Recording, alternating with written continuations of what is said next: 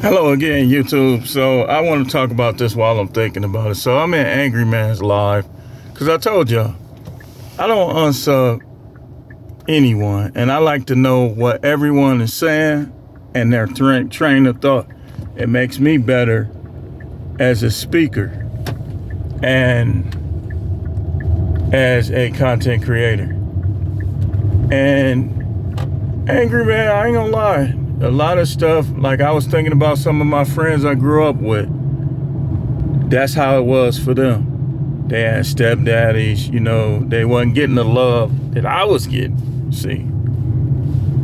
And I was thinking about other content creators, and I'm like, you know what? That explains some of their behavior. Angry Man talked about how he never had birthday parties, he never got shown love, or this, that, and the other, right?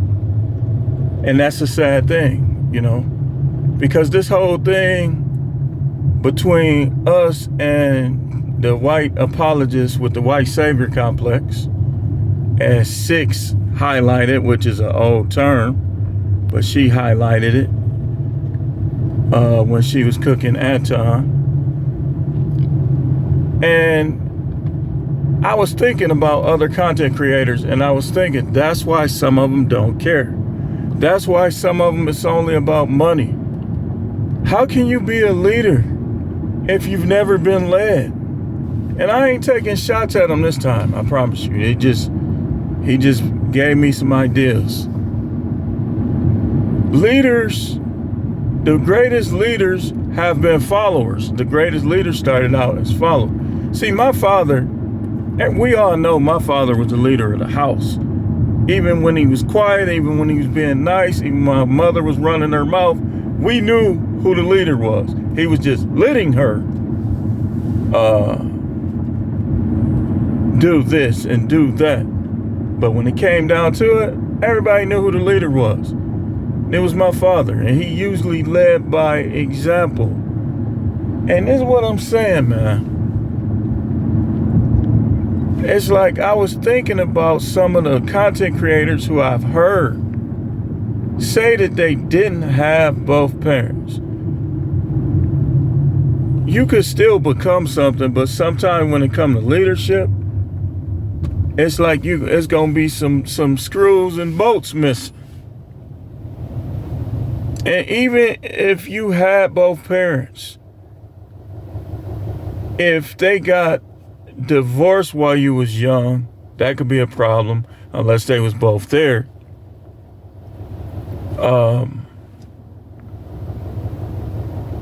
But some of these guys, that's the problem. Like that's it right there. Like their parents didn't show them no love, so you can't expect them to show you some. It's like I worked with juveniles for many, many years, and I'm probably getting ready to go back soon, possibly. And one of the things I noticed is that the ones that had single parents or had parents that didn't love them or didn't show them love, they always was in survival mode. They always had this selfish gene about them that I had to kind of work around and kind of try to show them what teamwork really looked like.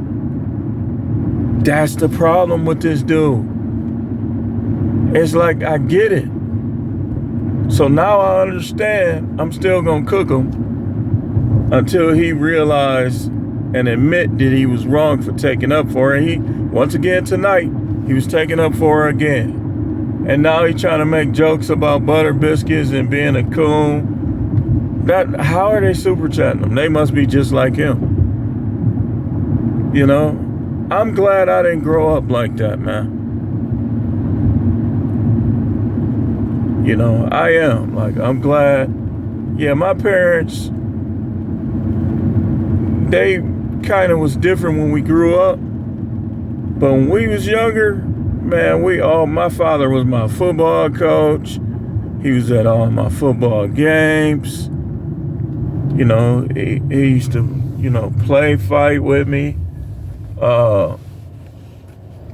whole conversation, try to talk shit. He was always there. I don't know what that looked like. And I'm glad, because it's like I saw what a leader does, and I saw how a leader conducts himself coming up as a kid. You know, people change with the times and stuff like that. But I didn't experience what he say he experienced. And that could be, you know, I don't know, man. I ain't trying to put the man down over that, you know, because that's like trying to kick somebody when they down. Well, I want to focus on the topics at hand. But this just shows me something, like that's why I always listen to people, regardless if I agree with them or not. This is what it is. Like, some of these dudes ain't gonna be good leaders because they don't know what it's like to be led.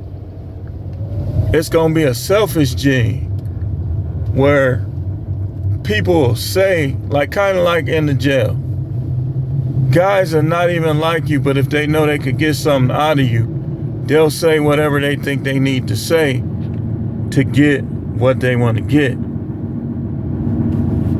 That's how it is with a lot of these content creators on YouTube now. Now, mind it, there's a lot of dudes that are great fathers. Their father wasn't there because they know what they wanted their father to be. But in terms of leadership, man, you know, Martin Luther King was who he was because his father, even though his father was involved in certain groups, his father was the leader of the house, you know, and you could just go down the line, you know, but you had some exceptions, just like you got exceptions to almost any rule. But man, it's sad, man. Angryman, I'ma still be at your heel, but I hate you had to go through that, man. And don't think I hate you either. You talking about who don't like you. If you go back in some of your previous videos in the past and comment, you'll see me agreeing with you. I just don't like when black people take up for white people for money and clout. And all of y'all dudes that's always talking about who clout chasing, y'all the biggest clout chasers on YouTube, you and Anton. Y'all even worse than Obsidian and Donovan Sharp. So let's not talk about clout chasing, man. Because y'all, that's something that you definitely are guilty of. And you cried for many years because you didn't have it. Now you got it and you blowing it and you trying to save face. You could have had it all. You let Pearly take away from you what you could have had, man. You could have had my super chats. You could have had other people. But your disdain for blacks. And I know your last name, Valdez. You might not even be black like me. But you could have had it all, man. I mean, look on your comments, man. I tell people all the time. Well, I ain't gonna tell them no more. But you got the best shorts, dude. You let that white girl take all of it. You let her trick you and take everything that you could have. You could have had all of the support. Now people at your heels, because one thing I don't like, man, I'm going to tell you, I don't like black people that try to, like, I can see if you don't understand, like what I did. I started getting information about slavery after the fact. And I just kept researching. And then I'm like, okay, I found out what I needed to find out about slavery. Because I was saying too, it was just labor. It was bad stuff. They was kidnapping and stuff like that. But one thing I'll never agree with is I know that everybody didn't come underneath no ship. A lot of them was already here. They was getting their teeth knocked out. They was getting fed to alligators.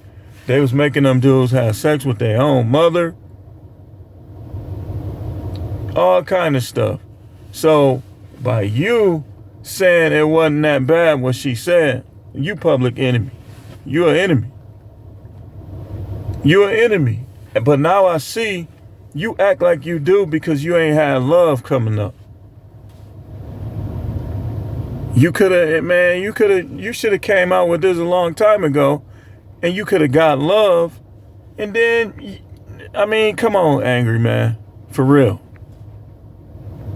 For real, man. That's how you really, man, that's what you do?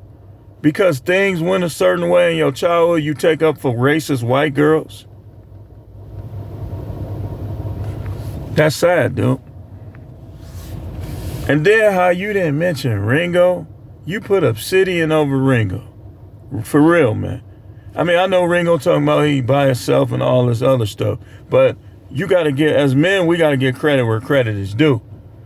Ringo is why when I start watching YouTube, Ring of Power, Ringo, that kind of stuff. For you to try to put yourself over him, you only been on YouTube, what, like 5 years? I've been on YouTube longer than you. It's just YouTube been shadow banning me. But anyway, I'm going to pick up on this tomorrow, man. I'm about to get me something to eat and go home. That's sad, dude. Really sad, man. You threw it all away to simp for a white girl, man.